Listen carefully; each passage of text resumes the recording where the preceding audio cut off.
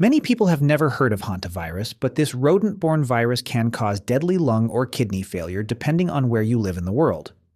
Hantavirus is a rodent-borne virus spread by infected rats and mice. It is found worldwide, and different strains can cause severe lung or kidney disease depending on the geographic region and virus type. Transmission. Hantavirus is most commonly transmitted through aerosolized rodent urine, feces, or saliva, especially while cleaning enclosed spaces such as cabins, sheds, garages, or barns. Infection can also occur by touching contaminated surfaces and then touching the nose or mouth through rodent bites or scratches, or by eating contaminated food. In the United States, the deer mouse is the most common reservoir associated with Hantavirus Pulmonary Syndrome. Most hantaviruses do not spread from person to person. However, Andes virus, found in parts of South America, has been associated with rare human-to-human transmission. Now let's look at worldwide differences in hantavirus infections. In the Americas, hantaviruses mainly cause HPS, which stands for Hantavirus Pulmonary Syndrome. This form primarily affects the lungs. In Europe and Asia, hantaviruses more commonly cause HFRS, which stands for Hemorrhagic Fever with Renal Syndrome. This form mainly affects the kidneys. One important exception is sole virus, which is found worldwide because it is carried by rats that live near humans across the globe. Sole virus can cause HFRS, including in the United States. Pathophysiology. Hantavirus infects endothelial cells, which are the cells that line blood vessels. This leads to increased capillary permeability, meaning fluid leaks out of the blood vessels into surrounding tissues, also known as capillary leak syndrome. In HPS, this fluid mainly accumulates in the lungs, causing pulmonary edema and respiratory failure. In HFRS, the kidneys are more commonly affected, leading to renal injury. Much of the damage is actually caused by the body's immune response rather than the virus directly destroying cells. Symptoms usually begin after an incubation period of about 1 to 5 weeks and often start with flu-like symptoms. Early symptoms commonly include fever and chills, fatigue or malaise, headaches or dizziness, and severe muscle aches, especially in the thighs, hips, and back.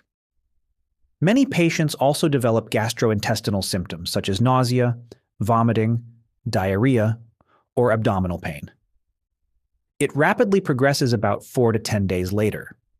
Patients can rapidly develop cough, shortness of breath, chest tightness, and pulmonary edema, which is fluid accumulation in the lungs.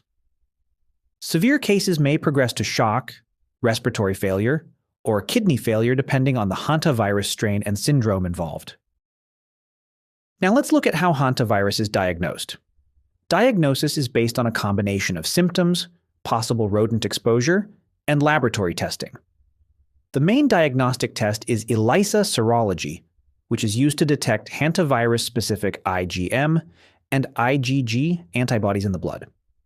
RT-PCR testing can also be used to detect viral RNA. In some cases, immunohistochemistry, or IHC, may be used to detect the virus in tissue samples. In patients with HPS, chest X-ray may show pulmonary edema or infiltrates caused by fluid accumulation in the lungs.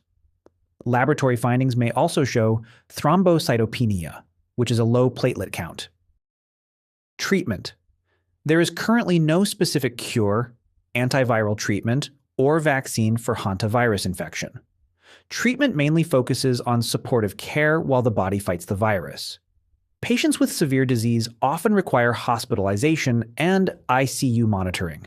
Treatment may include oxygen therapy, intubation, and mechanical ventilation for respiratory failure. In severe cases, ECMO, which stands for extracorporeal membrane oxygenation, may be used to support oxygenation. Patients with HFRS may also require dialysis if kidney failure develops. Prevention. Prevention mainly focuses on avoiding exposure to infected rodents and contaminated materials.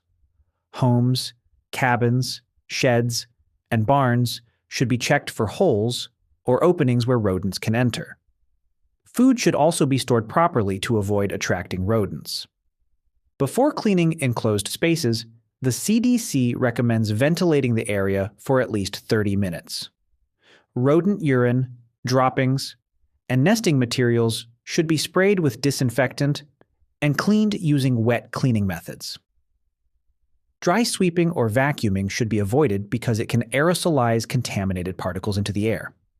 Gloves and other personal protective equipment are recommended when cleaning rodent-infested areas.